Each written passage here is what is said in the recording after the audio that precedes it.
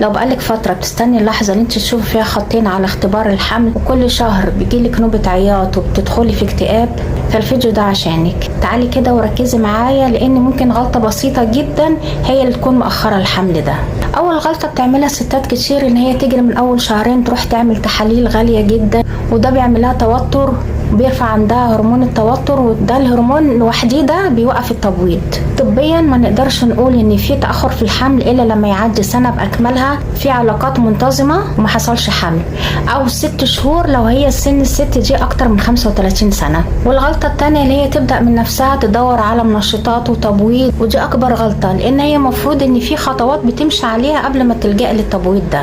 في 3 خطوات مهمين جدا تبداي بيهم قبل ما تدور على التبويض. لازم تبداي الخطوات بالترتيب، زي ما انت بتكوني طالعه على السلم سلمه.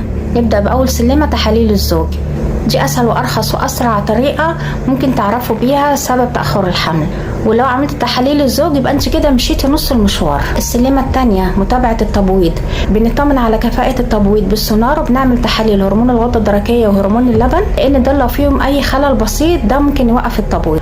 والهرمونين دول علاجهم سهل جدا، بس انت خلي بالك ما يحصلكيش توتر من الشك، يعني لازم تروحي وانت هاديه، لان التوتر ده بيرفع النتيجه وبيبان اللي انت عندك الهرمون زياده، وانت اصلا ما بيكونش عندك الهرمون ده، بيكون نتيجه خوفك وتوترك من الشك نفسها بتاعه العينه اللي هياخدوها.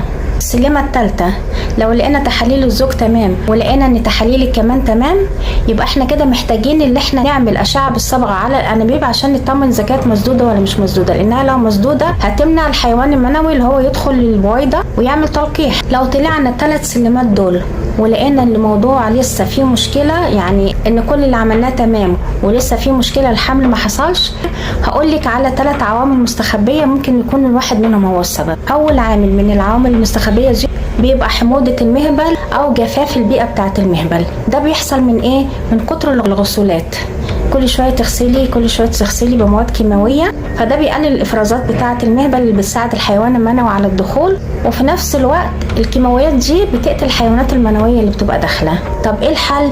اللي احنا نبطل، خصوصا في يوم العلاقة الزوجية، بلاش خالص الغسولات الكيماوية، ولو احتجتي مزلق استخدمي حاجة طبية آمنة عشان الحيوانات المنوية ما تموتش وهي وداخلة. تاني سبب مستخبي ممكن يكون خلل بسيط في سمك بطانة الرحم، ده ما بيبانش في السونار العادي. اوقات كتير بيكون التبويض ممتاز بس سمك بطانة الرحم بيكون ضعيف جدا لدرجة ان البويضة ما بتقدرش تتغرس فيه، او ساعات بيكون في التهاب بسيط بيمنع تثبيت البويضة. طب ده حله ايه؟ اسألي الدكتور بتاعك عشان يكتب لك على جرعات اوميجا 3 وفيتامين اي، ان دول اثبتوا ان هم بيحسنوا تدفق